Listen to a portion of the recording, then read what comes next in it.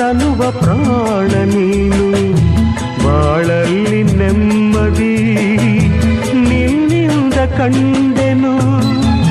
ನೀ ಅಳಲು ನೋಡಲಾರೆ, ನೀ ಇರದೆ ಬಾಳಲಾರೆ.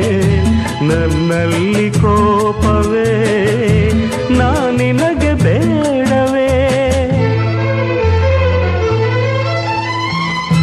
ನೀ ದೂರವಾದರೆ ನನಗಾರು ಆಸರೆ.